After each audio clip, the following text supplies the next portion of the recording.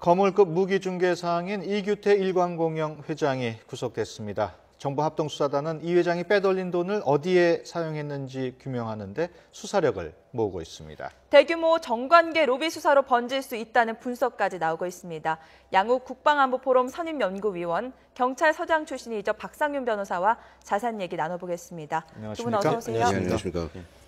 먼저 박 변호사께서 이 구속된 이규태 회장 어떤 혐의로 구속됐는지를 먼저 설명을 해주시죠. 터키에서 그 EWTS라는 공군 그 전자전 훈련 장비 사업 이걸 수주를 했습니다. 이걸 이제 중간에서 이규태 회장이 이제 에이전트를 했는데 이게 원래 한 570억 규모인데 여기에다가 이제 연구 개발비를 갖다가 포함시켜가지고 1,000억으로 부풀렸다는 겁니다. 그리고 그 과정에 또 저질 부품도 있다라는 얘기고요. 그 다음에 이제 또 해경의 컴퓨터를 갖다가 시가보다 고가로 납품을 했다. 그래서 이제 비자금을 조성한 게 아닌가. 또 하나는 뭐냐면은 이스라엘에서 그 정찰용 무인기 도입을 하면서 이 사람이 이제 에이전트였는데 타 업체에 대해서 문제가 있다고 하면서 진정 투서를 했습니다. 그 내용에 군사 기밀 유출 의혹이 있다. 이제 종합적으로 그 지금 사기 특정경제가중처벌법 위반 해가지고 특경법 위반으로 사기죄로 일단은 영장이 발부되었습니다.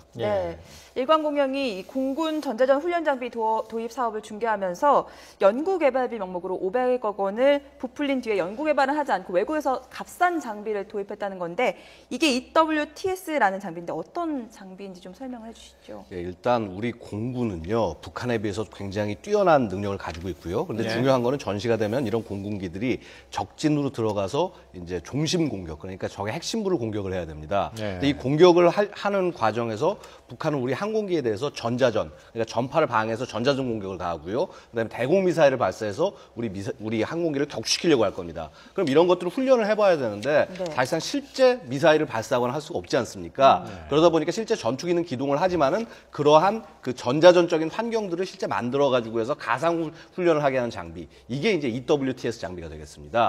결국 근데 이런 장비에서 가장 핵심이 되는 것은 결국 뭐냐면은 현재 북한이 사용하고 있는 그 대공 미사일들, 그다음에 북한이 사용하고 있는 전자전 공격 장비들, 이런 것들을 그대로 구현을 해서 우리 그 공군기들이, 공군 조종사들이 정말 기량을 가질 수 있게 훈련을 할 수 있게 해줘야 되는데 지금 사실 이 장비가 처음에 도입될 때부터 조금 좀 잡음들이 있었습니다. 이미 2007년 국감에서 지적이 된 바가 있는데요.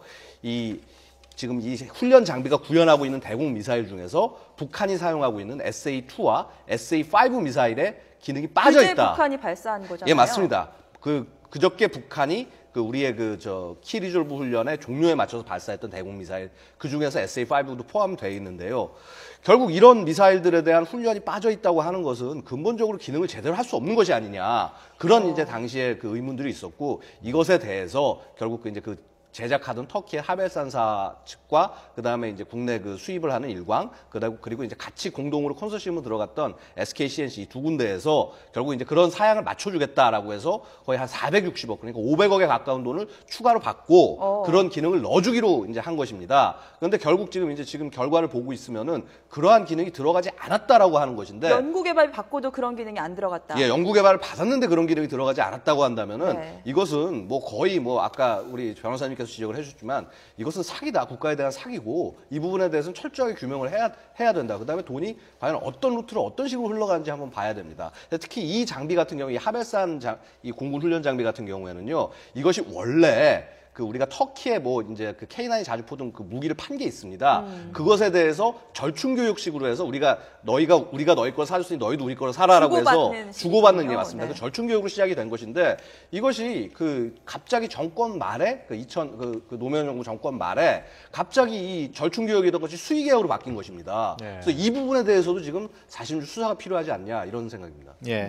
이규태 회장이 구속을 되면서 연구개발비로 빼돌린 500억 어디 쓰였는지가 이제 앞으로 수사 대상이 될 텐데요. 그렇습니다. 그것이 로비에도 쓰였을 가능성이 있다고 보십니까?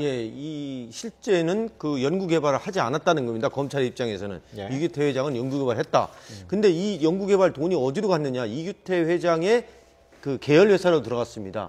근데 이 계열회사로 SK-CNC, 그러니까 공군 예비역 장성이 예. 이제 하는 상무를 통해서 들어갔는데 문제는 뭐냐면 이 계열사의 장남과 차남의 그 돈이었다는 겁니다. 예. 근데 과연 이 돈이 연구개발하지 않고 그러면 어디다 쓰였겠느냐?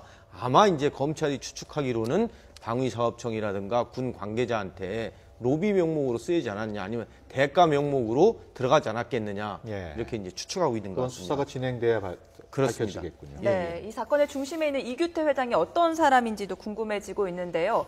저희가 낯설지 않은 분입니다. 얼마 전 클라라와의 그렇습니다. 분쟁으로 구설수에 예, 예. 올랐던 분인데 무기 중개 업체의 큰 손으로 불린다고요. 예, 원래 1980년대 이분이 경찰 간부생으로 예. 했는데요. 경찰 딱 5년 하고 그 다음에는 이제 일광공영이라는 그 무기 중개 에이전트를 그 창립을 했습니다. 딱 5년 하고. 그렇습니다. 그다음에 2000년도에 이제 그 러시아 그 차관 관련해 가지고 그 불곰 사업이라는 예, 그걸 해가지고 하는데 여기에서 그 수수료를 받아놓고 이거를 회사에 그 납입해야 되는데 회사에다 하지 않고 자기 교회에다 써버렸습니다. 그래서 횡령 혐의로 2012년도에 징역 3년에 집행유예 4년 지금 유예 기간 중입니다. 현재 집행유예 기간. 그렇습니다. 예, 예. 근데 이 사람이 이 무기 중개업을 하면서 돈을 많이 벌면서 학교, 복지재단, 뭐 연예기획사 이런 거를 많이 차립니다. 그리고 여기에 뭐 전직 기무사령관이라든가 그 부인이라든가 예비역 뭐 이런 사람들을 갖다가 소위 말하는 군피하죠. 네. 이런 사람들을 갖다가 이제 대표로 앉히기 시작합니다. 그 클라라 같은 경우에도 이분이 한 그 엔터테인먼트, 네. 예, 예, 폴라리스 여기에 이제 그 가입돼 있었죠. 인맥 관리를 했다고 볼 수 있겠네요. 그렇죠. 그러니까 이 무기 중개상하면 좀 안 좋지 않습니까? 네. 이거를 하기 위해서 학교, 복지재단, 또 연예인, 엔터테인먼트 이제 다양한 회사를 차린 것 같습니다. 네. 예. 그 불검 사업 얘기가 나왔습니다만은 이규태 회장이 그 불검 사업 때문에 당시에 구속이 된 적이 있는데 불검 사업에 대해서 좀 설명을 해주시죠. 예, 일단 불곰 사업이라고 하는 것은 사실 이제 불곰이라고 생각하면은 생각나는 이미지가 어디십니까? 러시아 아니겠습니까? 우리가 그 이제 노태우 대통령 때 러시아에 차관을 제공하면서 이제 돈을 돌려받아야 되는데 예. 실제 이제 그 당시에는 러시아가 재정 상태가 좋지 않다 보니 돈 대신에 무기로 돌려받자라고 예. 해서 이제 불곰 사업이 진행이 된 것입니다. 근데 이 불곰 사업 중에 제 2차 사업에 해당하는 것을 이 일광공영이 이제 중개를 했고요. 그때 중개를 한 것이 이제 매티스M 대전차 미사일이나 안 그러면 이제 무레나라고 굉장히 커다란 공기부양정이 있습니다. 이런 것들을 도입을 했는데 그때 가액이 무려 3,400억 원 정도가 해당합니다. 예. 이게 이제 대략 계산해 보니까 커미션 비용이 한 거의 250억 정도 되는 그런 정도의 거대한 사업이었는데요. 이것도 사실 문제가 있었던 것이 일광이 마치 1세대 무기 중개상처럼 얘기가 되지만은 사실 일광이 1985년도에 처음 시작하고 난 다음에 10여 년 이상 한 것은 군에 대해서 제대로 어떤 거래를 해본 적이 없습니다. 예. 주로 경찰에 뭐 항공이나 아니면 대테러 관련돼서 납품을 많이 했었던 회사고요. 예. 그래서 사실은 이런 커다란 무기 중개업을 할 만큼의 그런 어떤 그 전문성이나 이런 것들이 상대적으로 부족했음에도 불구하고 이런 회사가 불곰 사업을 진행을 했다. 그래서 결국 이것은 당시로서는 아마 좀 정권과의 어떤 어떤 특혜를 받은 것이 있지 않겠느냐 예. 이런 추정이 가능한 부분이기도 합니다. 그래서 지금 그런 이후에도 지금 계속적으로 이렇게 그 예를 들어서 아까도 지금 잠깐 설명드렸지만 이 터키산 장비 같은 거 하벨산 장비의 경우에도 그 이전에 공군 CN235라는 그 이제 그 수송기가 있는데 이 수송기의 훈련 장비도 여기서 다뤘습니다. 근데 여태까지 이런 것들을 보고 있으면은 절충 교육에 있는 것을 그 대리를 한다. 이거는 사실은 어떻게 당시로서 정부에 누가 뒤를 봐주거나 특별하게 이렇게 후원해 주는 사람이 없으면은 굳이 좀 중개상이 없어도 되는데 했다. 예, 뭐 중개상이 굳이 없어도 된다는 것이 아니라 중개상이 필요할 수도 있지만은 그럼 왜 그 중개를 이 회사가 했느냐 이런 것은 이제 아무래도 좀 특혜 관계 같은 것들 한번 조사해봐야 되는 것이 아니냐 예. 이런 생각입니다. 네, 그리고 함께 공군장성 출신의 권모 전 SK CNC 상무도 구속이 됐는데 공모한 혐의를 받고 있는 거죠? 그렇죠. 이제 연구 개발비를 이제 연구는 하지 않고 연구 개발비를 갖다가 포함시켜 가지고 수주를 했다는 거거든요. 네. 그리고 그 연구 개발을 하지 않고 그 남은 그 비용이 어디로 들어갔느냐 이걸 추정하고 있는데 지금 그 계열사 대표도 전부 다 그 사법 처리 지금 하고 그 있습니다. SK CNC와의 하청을 주는 과정에서도 수상쩍은 점이 많다고 하죠. 그렇습니다. 예. 그때 이제 그 SK 그 계열사가 누구냐면은 결국에는 이 이규태 회장의 그 장남과 차남 이 계열사거든요. 그러니까 이 사람들이 과연 연구 개발 하지도 않고 그 가족끼리. 개발 그렇죠. 네. 이 돈을 가지고 어디다 썼느냐. 그리고 제대로 또 부품을 그 성능 규격에 맞게 납품했느냐 이 부분도 수사의 초점입니다. 예.